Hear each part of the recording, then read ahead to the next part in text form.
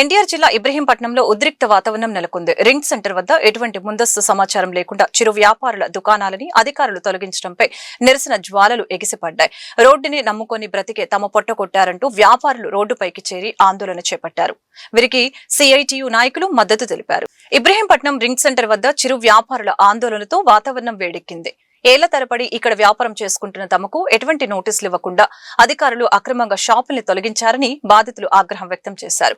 ఈ ఆందోళనకి మద్దతు తెలిపిన సిఐటియు నాయకులు మహేష్ మాట్లాడుతూ అధికారుల తీరుపై మండిపడ్డారు. ట్రాఫిక్ నిబంధనల పేరుతో కేవలం పేదల పొట్ట కొడుతున్నారని, అదే సర్కిల్ వద్ద ఉన్న భారీ వ్యాపార సముదాయాలకు ఈ నిబంధనలు వర్తించవా అంటూ ప్రశ్నించారు. తక్షణమే ప్రభుత్వం స్పందించి చిరు వ్యాపారుల కోసం ప్రత్యేకంగా ఫ్రూట్ మార్కెట్ ఏర్పాటు చేయాలని సిఐటియు డిమాండ్ చేస్తుందని తెలిపారు. రింగ్ సెంటర్లో తోపుడు బళ్ళు గత 40 సంవత్సరాల నుంచి రోడ్డునే నమ్ముకొని బతుకుతున్నారు. వీళ్ళకి జీవనాధారం అనేది రోడ్డునే. ఈరోజు ఈ పూలు కాయలు అమ్ముకొని బతికే వీళ్ళకి ఈరోజు 2వ తారీఖున తెల్లవారుజామున 5 గంటల నుంచి 8 గంటల లోపు సరుకులున్నాయి అమ్ముకుంటామని చెప్పినా కూడా కలెక్టర్ గారు చెప్పారనే పేరుతో తొలగించేశారు. ఈరోజు కలెక్టర్ గారిని సూటిగా ప్రశ్నిస్తున్నాం. ఆల్ఫా సంగతి ఏంటి, ఈరోజు విశాల్ మార్ట్ సంగతి ఏంటి, ఈరోజు మధురం సంగతి ఏంటి, దుర్గా కాంప్లెక్స్ సంగతి ఏంటి అని చెప్పేసి మేము అడుగుతున్నాం. అక్కడ ట్రాఫిక్ నిబంధనలు వర్తించవా? పేదవాడికి మాత్రమే ట్రాఫిక్ నిబంధనలు వర్తిస్తాయా?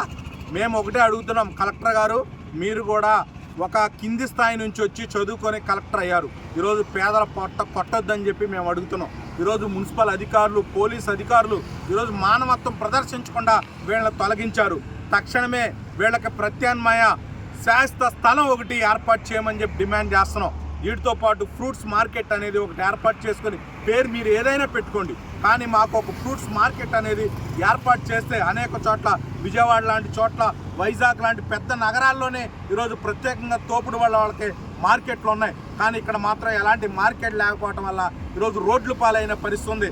మా మామిడికాయలోళ్ళు లక్షలు, ఇదే సీజను, ఈ నెల 15 రోజులే వాళ్ళకి సీజను, లక్షలు పెట్టి సరుకు తెచ్చుకొని రోడ్డు కుళ్ళిపోయి పారేసిన పరిస్థితి. ఇదంతా పచ్చి సరుకు.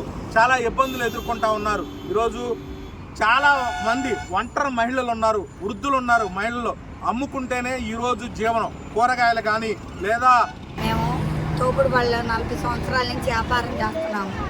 మా ఇంట్లో మా ఆయన గారికి పక్షవాతం వచ్చిందండి, ఇట్లా చేసుకుంటేనే ఇబ్బందులండి అని మాట్లాడామండి. 1వ తారీఖు రోజు మాత్రం చిట్టుబాబు గారి ఇంటికి అర్ధరాత్రి 2ంటికి వెళ్ళామండి అందరం కలిసి. కనీసం ఆయన గారికి సహకరించలేదండి.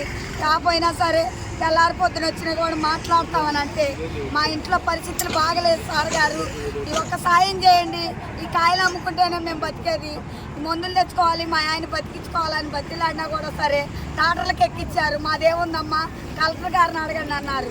కలెక్టర్ గారిని దండాలు పెడుతున్నామండి. మేము 40 సంవత్సరాల నుంచి ఈ బతుకుతున్నాం. మేము మమ్మల్ని ఈరోజు రోడ్డు పాలు చేశారండి. ఆహారం లేక తిండి తిప్పలు లేకుండా మమ్మల్ని బాధలు పెడుతున్నారు. మరి మేము చేసిన పాపం ఏంటంటే అద్దెలు కట్టుకుంటా ఇంట్లో పరిస్థితులు బాగోపోయినా ఎట్టోగా తిండికి కడితే చాలే, అద్దె కట్టుకుంటే చాలే అనుకున్నామండి. మరి మమ్మల్ని ఇందులోనే ఉంచుతారో లేదో మాకైతే నమ్మకలేదు. ప్రత్యేక న్యాయం చూపిండి, ఉండటానికి ఒక నీడమండి, కొద్దిగా కాయలు అమ్ముకొని బతకటానికి మిమ్మల్ని అడుగుతున్నాం, కోరుకుంటామండి, దండం పెడుతున్నామండి అంతే.